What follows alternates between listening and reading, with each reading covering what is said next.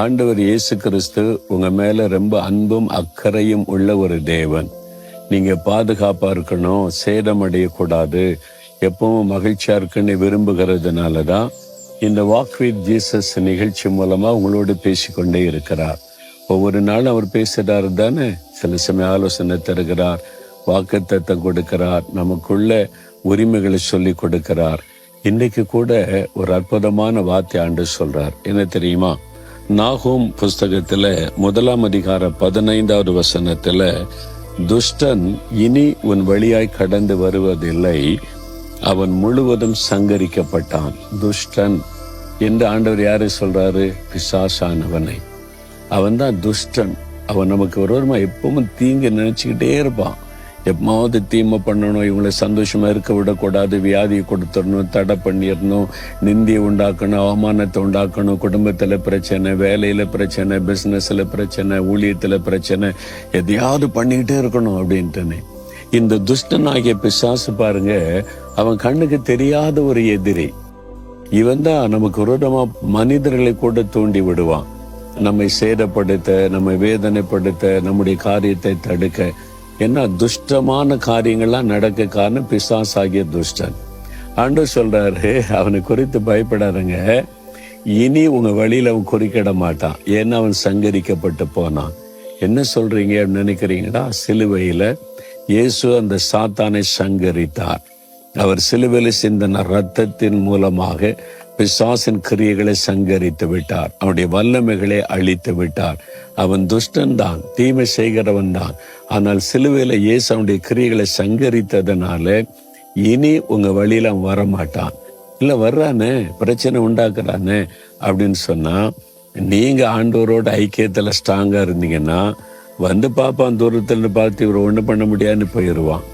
நீங்க வேதம் வாசிக்கிறதில்ல, ஜெபிக்கிறதில்ல, ஆண்டவருக்கு பிரியமா நடக்கிறதில்ல, இஷ்டப்படி நடந்தீங்கன்னா அவன் பக்கத்துல வந்து உங்களை உபத்திரப்படுத்திக்கிட்டே இருப்பான்.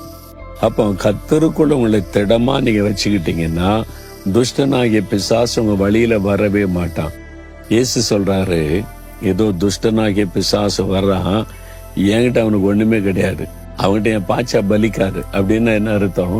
பிசாசுக்குரிய ஒண்ணுமே என்கிட்ட கிடையாது, நான் பிதாவின் சித்தத்தின்படி வாழ்றதுனால சாத்தான் என்ன ஒண்ணு பண்ண முடியாது.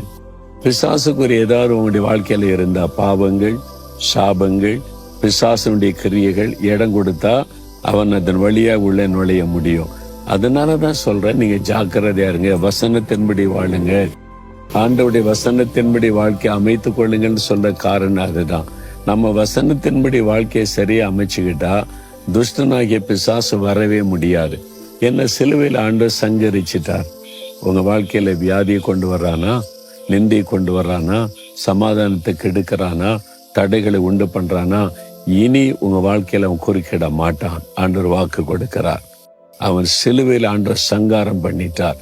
நீங்க விசுவாசித்து, பொருளாத சாத்தானே, என் இயேசு சிலுவையில உன்னுடைய வல்லமை உறிந்து விட்டார், உன்னை சங்காரம் பண்ணிட்டார், நீ என்னை ஒண்ணும் பண்ண முடியாது, என் குடும்பத்தை ஒண்ணும் பண்ண முடியாது, என் கூட இருக்கிற இயேசு பெரியவர் அப்படி சொல்லி பாருங்களேன், அவன் பயந்துருவான். நீங்க உங்களுக்கு இருக்கிற தேவன் கொடுத்த அதிகாரத்தை தெரியாதனாலதான் அவன் உங்களை பயமுறுத்தி கொண்டு இருக்கிறான். நான் தினமும் சொல்வேன், சாத்தானே, நீ எனக்கு உரிமை என்ன செஞ்சாலும், எத்தனை மனிதர்களை எழுப்பினாலும் என்னை ஒண்ணும் பண்ண முடியாது. என்ன நீ திட்ட முடியும், அவமானப்படுத்த முடியும், பொய்யான குற்றச்சாட்டை சொல்ல முடியும், அவ்வளவுதானே. அதுக்கு மேல உன்னால என்ன செய்ய முடியும்? அதெல்லாம் தாண்டி போக என் ஆண்டவர் எனக்கு கிருபை தருவான்னு சொல்லுவேன். அவ்வளவுதான், பயந்து அடங்கி போயிடுவான். நீங்க எதுக்கு பயப்படுறீங்க? தைரியமா சொல்லுங்க, துஷ்டனாகிய சாத்தானே, என் வழியில நீ வர உனக்கு அதிகாரம் கிடையாது. என் இயேசு உன்னை சங்காரம் பண்ணிட்டார், என் இயேசு என் கூட இருக்கிறார், நீ என்னை ஒண்ணு பண்ண முடியாது, என் குடும்பத்தை ஒண்ணு பண்ண முடியாது.